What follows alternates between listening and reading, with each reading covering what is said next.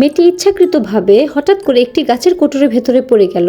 ভয়ে তার হৃদয় বিদারক চিৎকার বেরিয়ে এলো। আতঙ্কে সে চারপাশে যে কোনো কিছু আঁকড়ে ধরার চেষ্টা করছিল, কিন্তু দুর্ভাগ্যবশত সে এত দ্রুত নিচে নামছিল যে কিছুই ধরতে পারলো না। ঠিক তখনই একটি পিয়ানো তার উপর পড়তে লাগলো। সে ভাবলো পরের মুহূর্তে ভয়ঙ্কর ভাবে আঘাত পাবে, কিন্তু পিয়ানোটি হঠাৎ করে নিচে পড়া বন্ধ করে দিল। মাঝ আকাশে স্থির হয়ে গেল। মেয়েটি আরো কিছুক্ষণ উচ্চ গতির দিকে তাকিতেই দেখলো শেষ পর্যন্ত সে একটি নরম বিছানার উপরে পড়লো, আর তার শরীরটা গাছের কোটরে আর গভীরে চলে গেল। তারপর সে আবার হঠাৎ করে একটি ছাদের স্তর নিচে ভেঙে পড়তে লাগলো। সেখানে গেল। সৌভাগ্যক্রমে তার শুধুই স্কার্ট কিনারা একটু ময়লা হলো, কিন্তু সে নিজে নিজে একেবারে অক্ষত ছিল। সে উঠে দাঁড়িয়ে কৌতূহলবশত চারপাশে তাকালো এবং দেখলো সে একটি অদ্ভুত বন্ধ ঘরের ভেতরে আছে। চারদিকে অনেক কাঠের দরজা থাকলেও সে যতই চেষ্টা করুক না কেন কোনোভাবেই খুলতে পারলো না। এই সময় মেয়েটি আবার তাকিয়ে দেখলো ঘরের ভেতরে একটি কাঠের টেবিল রয়েছে। সে টেবিলের উপরে একটি চাবি তুলে নিয়ে তালা ঢোকানোর চেষ্টা করলো, কিন্তু দুর্ভাগ্যবশত সে কোনোটাই পারলো না। ঠিক তখনই সে লক্ষ্য করলো পর্দার আড়ালে একটি ছোট্ট দরজা লুকিয়ে আছে। সে সঙ্গে সঙ্গে চাবি ঢোকানোর চেষ্টা করলো, আর অবাক হয়ে দেখলো দরজাটা খুলে গেল। কিন্তু ছোট দরজাটি একেবারেই সরু ছিল।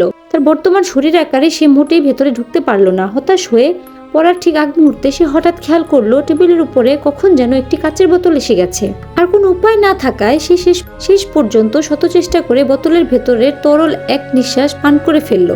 সঙ্গে সঙ্গে জাদুকরী ঘটনা ঘটলো। মেয়েটি এভাবে হঠাৎ করে বাতাসে মিলিয়ে গেল।